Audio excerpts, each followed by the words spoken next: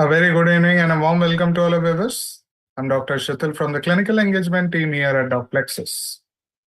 It is my pleasure to introduce our distinguished speaker, Dr. Ramen Goel.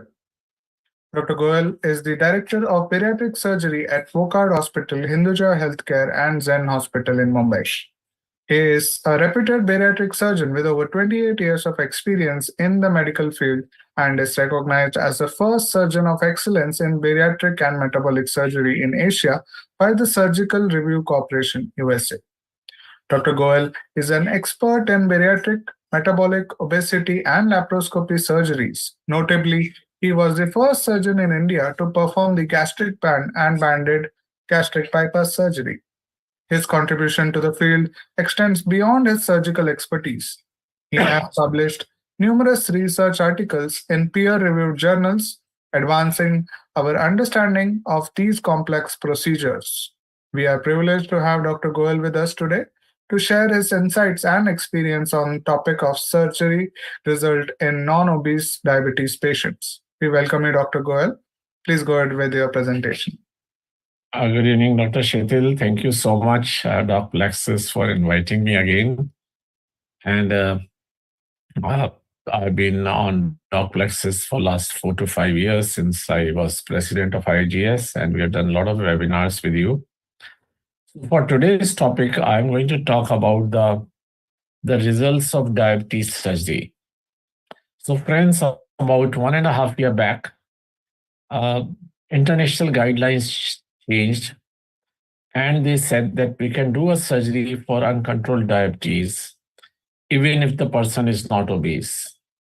Mind you, I'm not talking of morbid obesity. I'm saying even if the person is just overweight and has uncontrolled diabetes, we can perform a surgery. Now, this is a major change from our understanding of diabetes or your understanding of diabetes. First thing that we need to realize is that diabetes treatment is just a century old. I mean, if diabetes is there with the humankind for last 6,000 years, insulin got discovered in 1921 or 22, almost 100 years back. And most of the oral hypoglycemics came somewhere in 60s to 80s and 90s, and they're still coming newer ones. So medical management of diabetes started, as we know, about 100 years back. I'm not talking of Ayurvedic and other pathies, which may be there for longer period. And 100 years down the line, now we are in a position that we are able to offer surgery in patients who are not able to control it with lifestyle changes or with medical management. We started it very early. Probably we were the first center in the country which has started doing surgeries for diabetes in non-obese patients in December of 2022. And now it's about 1.5 years. I think it's a good time to look back at the results, how this is working, and in which patients it is working. So I'll start my brief presentation, and I'll be very happy to answer questions now, or you can reach out to us through Docplexus or directly, because I believe every family has got 1 or 2 diabetic patients. And a lot of doctors themselves are suffering from diabetes. And as we keep talking, more doctors are getting surgery done for diabetes than they ever got it done for obesity. So I think it's time to look back and see whether we can offer a treatment to a new kind of treatment to our patients. I'll just start my slide presentation, a brief one, and then we can go from there. So this is our Center for Metabolic Surgery, which is in Mumbai, and we do both bariatric and diabetes surgery in this center. I'm going to talk to you about this old disease, which has a new avatar or new treatment for it, because whatever treatments are available, they are of great help, but still a very good number of patients remain uncontrolled. And for them now there is an option available. As Dr. Shitil introduced me, I am at Wockhardt Hospital. I am also the founder editor of Journal of Bariatric Surgery. I'm president of Diabetes Surgery Foundation, and some more academic commitments.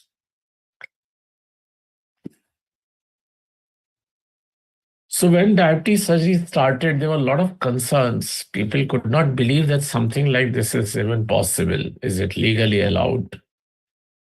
Can we do it in thin diabetics?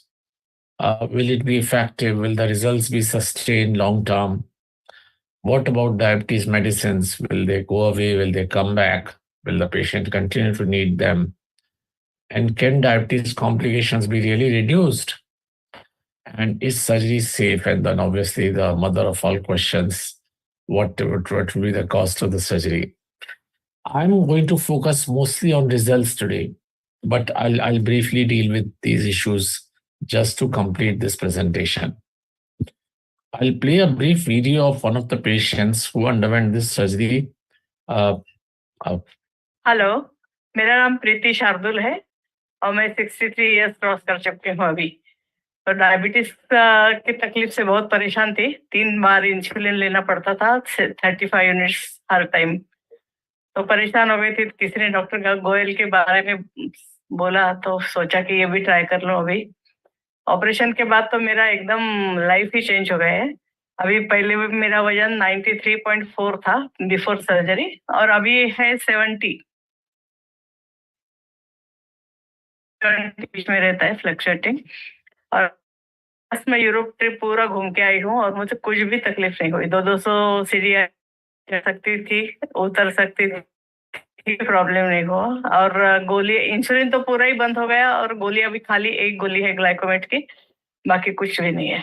और जो अपने के vitamin वगैरह लेना पड़ते हैं वही, बाकी कुछ नहीं है। तो thanks to doctor Goyal. So this is summarizes the kind of impact it has on a person if he or she is suffering from diabetes. This is probably the only modality of treatment of diabetes where insulin resistance is targeted. Since I'm talking to you, physicians and surgeons, in type 2 diabetes, the primary pathology is insulin resistance, while in type 1 diabetes, the primary pathology is insulin deficiency because of antibodies against beta cells. Now, when there is insulin resistance for a prolonged period, then obviously that leads to insulin deficiency. Now, except this kind of surgery, the only medicine which has been effective on insulin resistance is metformin to a very limited extent. All other medicines targeted blood sugar control. And that is where the challenge is, that we are not targeting the primary pathology of the disease. With surgery, how does this surgery work? These surgeries, I've just made a simple pictorial thing. This is the stomach, this is the duodenum and jejunum. And in terminal part of bowel, that's in ileum, there are GLP-1 receptors from where GLP-1 is secreted. Now, in diabetic patients, GLP-1 is secreted a little late or a little slower, and that's why their sugar levels go up.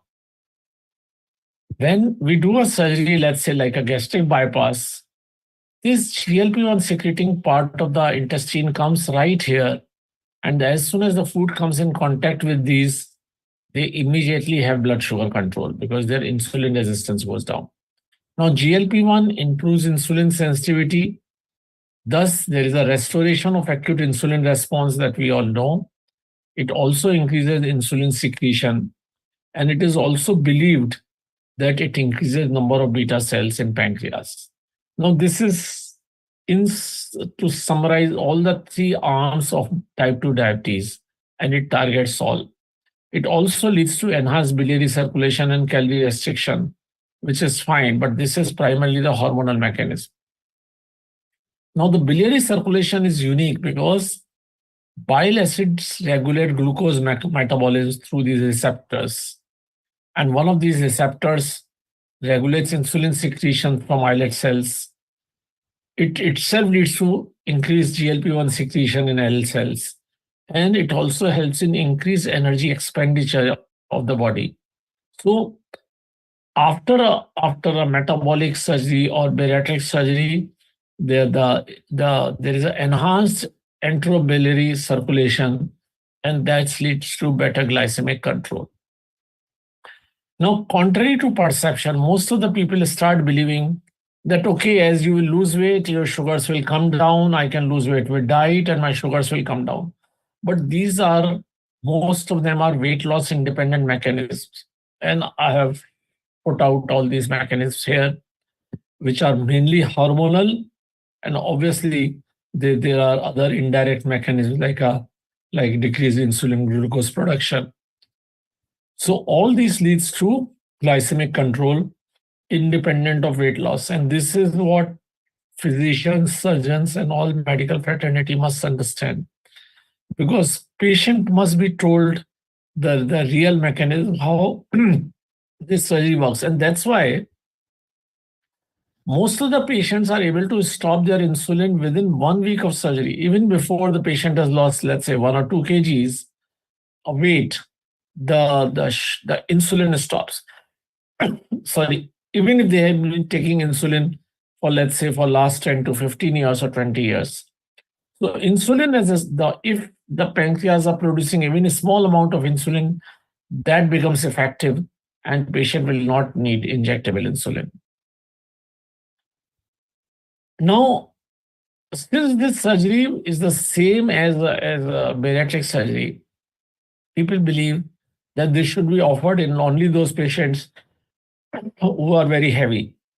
But please realize there are publications which says that BMI has no role in predicting success of surgery on diabetes or on other cardiovascular outcomes. There are other measures like fasting plasma insulin, which predicts cardiovascular events after surgery. So this conception, because this surgery primarily started in bariatric surgery, people have started believing that this surgery is only for weight loss, but it has been seen over last 60 years that it has a more rapid and more pronounced effect on diabetes than on weight loss. Weight loss happens over 1 to 1.5 years, but diabetes improvement of control happens within weeks to months. I'll show you the results and then you will realize. This is, friends, not a new concept. In 1955, a surgeon who was doing a surgery for a peptic ulcer published this, that I did a subtotal gastrectomy and the diabetes disappeared. Now, it remained unexplored for almost 70 years before surgical community and medical community realized that surgery is indeed a good treatment for diabetes mellitus. Now, what happens when we offer this surgery for diabetes? Now, there are multiple publications, and I'm going to show you our own publications also, which shows, this publication shows that 80% of diabetic patients will have normal blood sugar even at 1 to 2 years after surgery. That means it happens early. And 1 in 3 patients will not need medicines even after 10 years. So please, this is important. The treatment is of blood sugar treatment is not for medicines. We are not trying to replace medicines. We are simply saying patients who are not able to control medicines with lifestyle change and medicines now have an option to get the diabetes control with surgery. Some of them may still need medicines, but that is not the target. Target is if their HbA1c is 11, now it will come down under 7, with or without medicine.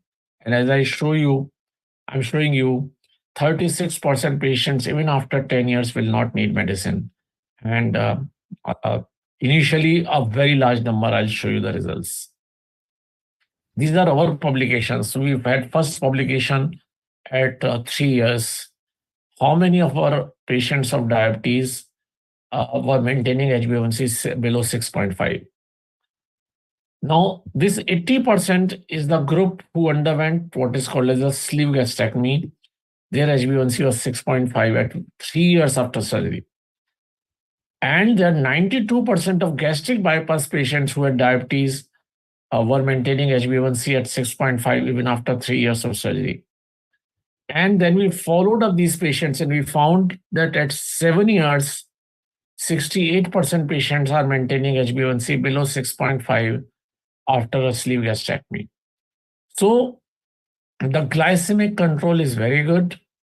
It's sustained long term, and I'll show you. So even at, let's say with a gastric bypass, even at 10 years, about 80% patients will remain controlled diabetic, and this is the reason why this surgery should be seriously considered by all members of medical fraternity to offer it to their patients. I am almost summarizing. I wanted to make a brief presentation and do more question answers. We started this surgery. So the guidelines changed on 1st of December 2022. And we performed our first operation under the new guidelines on 16 December 22. And we have analyzed the results of these patients who operated in 1 year for diabetes. 43 of them, the minimum 3-month follow-up was 34 in 34 patients. Now look at this. 15 of these 34 patients were on insulin. And after when we analyzed these results in January this year, only one of them required insulin, 14 went off insulin. So that is the kind of rapid change that happens in diabetes management in these patients. Now, as this is a continuous process, we have patients who have completed 1 year after their surgery. So there are 8 patients, 7 of them we have found out the results. 9.5 preoperative BMI, HbA1c was 9.5, and at 1 year after surgery, it's still 6.6. Okay. Those who completed 6 months, they were 14. HbA1c was 8.87 before surgery. At 6 months, it's 6.74. And those who completed 3 months, their HbA1c before surgery was 9.2, and at 3 months, it's 6.5. In simple terms, what I'm trying to tell, that within 3 months of the surgery, the HbA1c has dropped down by 3%. Okay, which is unheard of. I mean, most of the pharmaceutical products show HbA1c reduction by 1. We are talking of significant HbA1c reduction, and this is maintained even after 1 year. It's almost the same kind of HbA1c that you see at 1 year. And this is in these patients. What I showed you just now were patients who were followed for 3 years, 7 years, and 10 years. So the results are early and sustained in most of the patients. Now, out of these, the low BMI patients were less.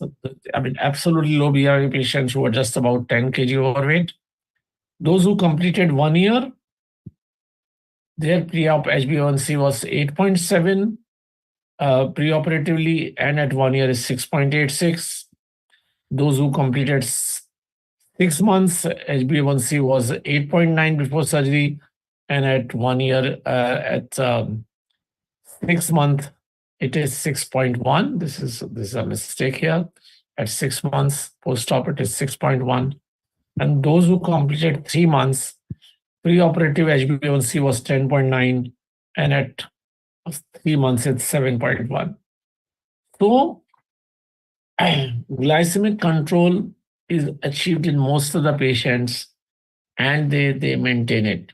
And once glycemic control is achieved, the microvascular and macrovascular complications reduce by almost 75 to 90%. And the surgical impact on cardiovascular risk reduction is by almost 50%. That means they have 50% less cardiovascular events after surgery. I'm not showing long-term results because that will require 10 and 20-year follow-up studies, which are there from other centers, but not our center. So that's why I'm not showing them.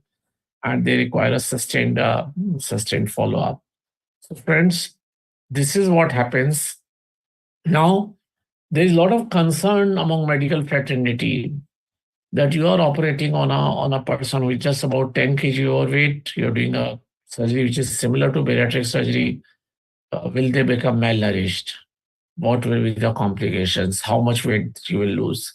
Now, this is another study which was published in our Journal of Bariatric Surgery, where they have analyzed, this is the meta-analysis, 21 studies of patients who had surgery for diabetes if their BMI was less than 30. So all these 800 patients in these 21 studies were overweight patients. They were not even obese, but they were offered surgery for diabetes. They found HbA1c reduction was 2.4%, but the most important thing is they said that there is no marked weight loss. Only about 4 BMI point reduction. So if we are operating on a 28 BMI patient, he will come down to 24 BMI. If we operate a 30 BMI patient, is likely to come down to 26 BMI. As you are well aware, in India, normal BMI is 23. So it's unlikely that any patient will become malnourished or underweight. And that's the message that you should have. And as I mentioned, when this happens, when glycemic control is so good, the macrovascular complications like cardiovascular and cerebrovascular reduced by almost 75 to 84%. And microvascular complications reduced by almost 90%. So think about it. It is not necessary that anything new is bad, but it has a lot of promises for patients who are suffering from disease, who cannot travel at night because they have to carry insulin, they have to carry their glucometer, they have to, before a meal, inject themselves on a roadside stall. Those people who attend conferences and meetings, important meetings, and they have a lunch break and they have to again go and inject themselves. So there are multiple issues. Patients whose family have serious disease, like whose parents were lost because they had cardiovascular episode after diabetes, or who have a renal failure after diabetes. So for such families, this is a possible and a good option. Let the patient explore, let the patient come and talk to a surgeon like us and who is doing diabetes surgery in normal weight or overweight patients, and let them benefit from this. And because of these reduced complications, the mortality and life expectancy increases substantially. A patient who is diabetic is likely to live longer by about 9 years after a diabetes surgery. As I was mentioning, 56% reduction in mortality due to coronary artery disease and 40% reduction in all-cause mortality. It is also seen that if the patient is careful, that means he checks his blood sugar or HbA1c at least once a year, eats low glycemic food and exercises, and avoids agents which includes blood sugar like corticosteroids or psychiatric medicine, then the diabetes is unlikely to recur. Now, American Diabetes Association, in its standard of care published in 2021, said that based on various randomized controlled trial evidence, metabolic surgery achieves superior glycemic control and reduction of cardiovascular risk factors in patients with type 2 diabetes and obesity when compared with various lifestyle and medical intervention.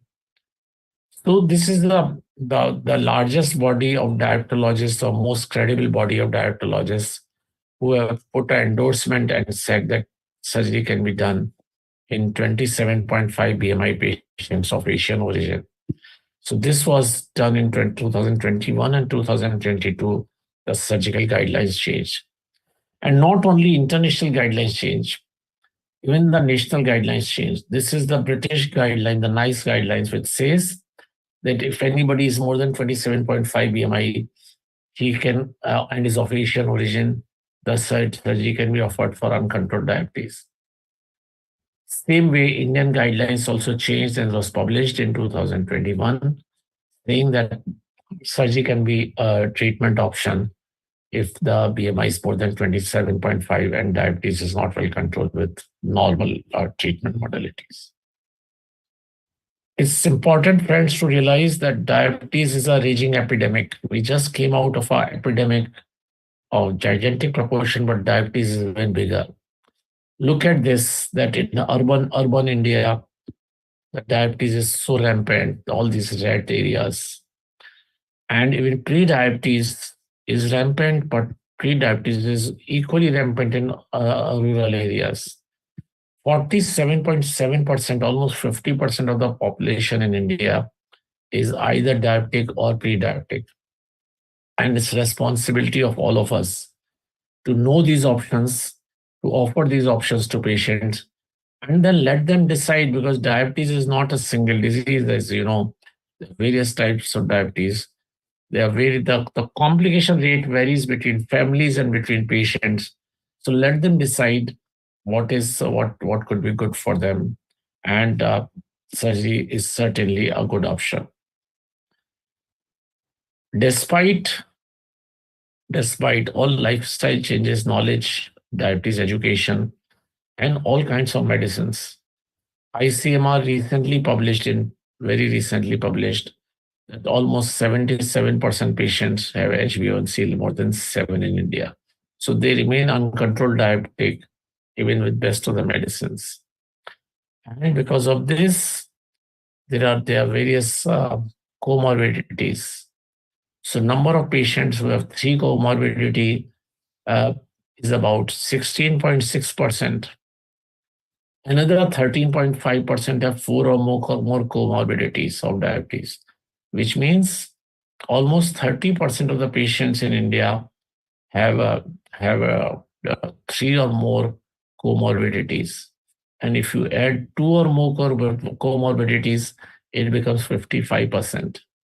So it's important and it's very significant that we act early, we avoid these complications of diabetes through whatever way you can do. If you can control with medicine, excellent. If it doesn't happen, think of surgery. I'll briefly play a video of another gentleman. He works for Maharashtra Police in Mumbai, and he is speaking in Marathi, but I think it's understood what he's saying. नमस्कार, मी शिवराज बेंद्रे. मी police sub inspector आहे आणि माझी April महिन्यामध्ये बॅरिएट्रिक surgery झालेली आहे.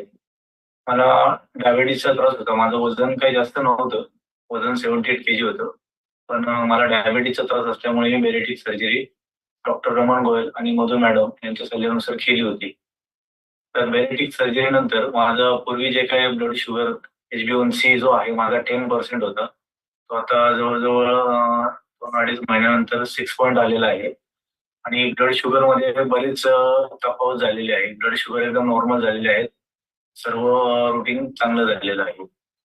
बॅरिएट्रिक सर्जरीमुळे माझं weight loss पण 14 kg weight loss झालेलं आहे, पण आता माझी तब्येत स्टेबल आहे. तर जनरली बॅरिएट्रिक सर्जरीमुळे मला ब्लड शुगर मध्ये ज्या कारणासाठी मी केलं होतं त्या कारणाचा मला भरपूर फायदा झालेला आहे. आणि आता मी खूप चांगलं असं अनुभव घेतो की माझी तब्येत चांगली झाल्याचा मी अनुभव घेतोय.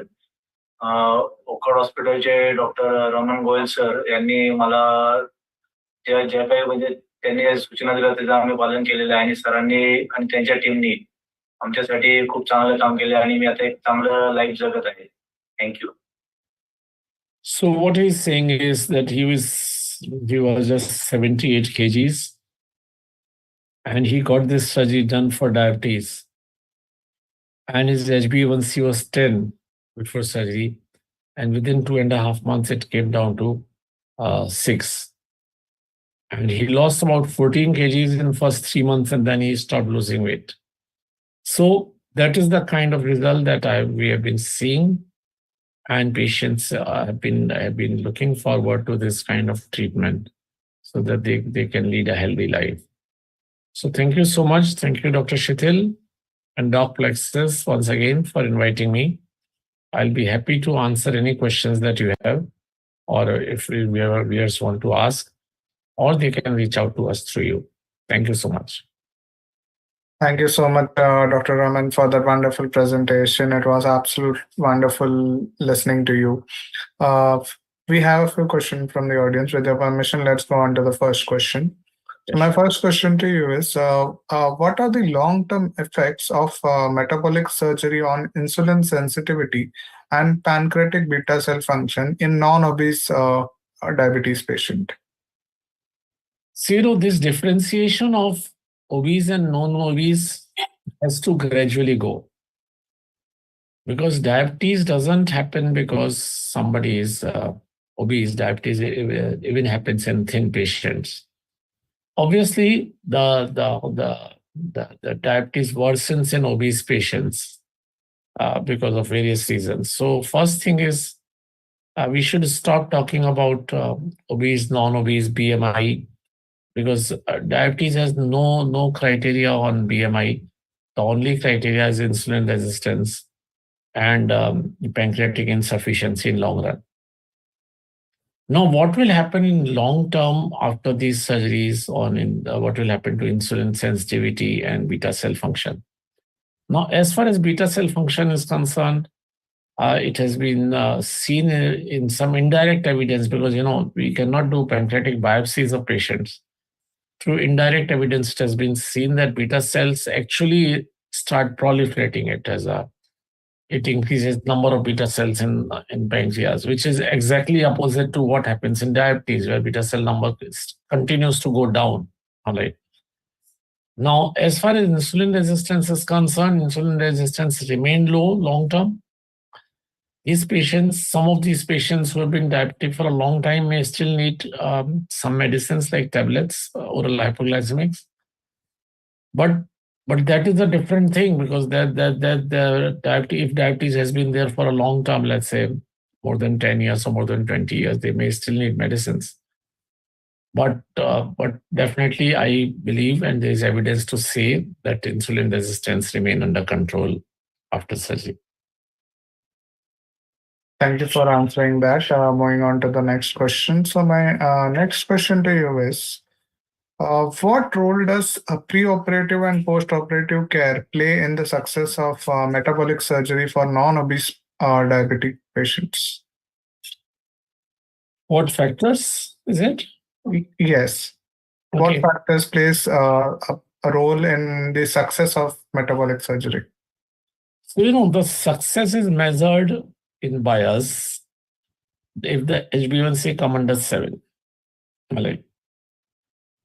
Now, what factors work if they come early? So if somebody comes within first 5 years of diagnosis of diabetes, probably they will not need medicines for diabetes again. Like if somebody is coming after 25 years, they will probably still need medicines for diabetes. But the benefit in terms of diabetes is the same.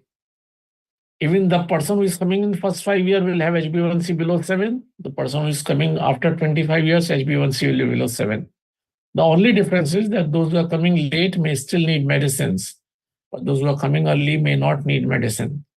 But as I explained in the beginning, surgery is not to stop the medicine. Surgery is to give a better controlled disease and to avoid complications of diabetes. Thank you for answering that. Moving on to the next question. My next question to you is, what are the key factors that contribute to the recurrence of diabetes after metabolic surgery, and how these can be mitigated? Okay, that's a challenging question because nobody really knows the answer. But what happens, I'll tell you. If somebody's sugars are normal for 6 months or 2 years or 3 years after surgery, they primarily tend to forget that they had diabetes. If you're not taking medicines, if you're not taking insulin, after 3-5 years, you start believing that you don't have diabetes, which is actually wrong. And if they start eating high glycemic food, which should not be eaten in diabetes, if they are not checking their blood sugars, that is where the challenge is. That is why we very closely follow these patients and tell everyone that you should do your HbA1c at least once a year, preferably every 3 months. And they should avoid high glycemic food. If the sugars are better controlled before surgery, the results are even better. Right? closer follow-up after surgery with the team is absolutely essential, so that they remain aware that they have undergone treatment for a disease which is a lifelong disease, and surgery has given them control. But if they start eating, let's say, sweets or refined flour or other low glycemic food like sweet fruits, their sugars can start going up, not immediately, but maybe in next 6 months or in 1 year later. So one need to be aware that we are treating a lifestyle disease. That also used to happen, Shetil, with obesity. If somebody undergoes a bariatric surgery and starts eating unhealthy, those 15-20% patients may gain weight. But 80% patients or 85% patients are aware that they were obese, and they take care, make right food choices, and they don't gain weight. So I think making food choices, staying with a healthy lifestyle is essential, even after surgery. Then the question is, why should surgery be done? Because even with very good lifestyle and taking medicines and taking insulin, a large number of patients, like I mentioned, 77% patients in India remain uncontrolled. So I think those who can understand what we are talking about in terms of diabetes surgery, and those who are ready to follow the lifestyle, it's a wonderful option. Thank you so much, Dr. Goel, for that wonderful presentation, and thank you for answering the questions with all the information that you have. This brings us to the end of this insightful exploration into the world of bariatric surgery with Dr. Raman. Thank you, Dr. Goel, for sharing your invaluable insights and expertise with us today. Your comprehensive presentation on the outcomes of surgery in non-obese diabetes patients has been incredibly enlightening. I would also like to extend my gratitude to all of you, our attendees, for your participation and engagement. Your questions and interactions have made this webinar a valuable experience for everyone involved. Thank you once again, and we look forward to seeing you at future events. Thank you, everyone. Thank you so much. Thanks, Sam. Bye-bye.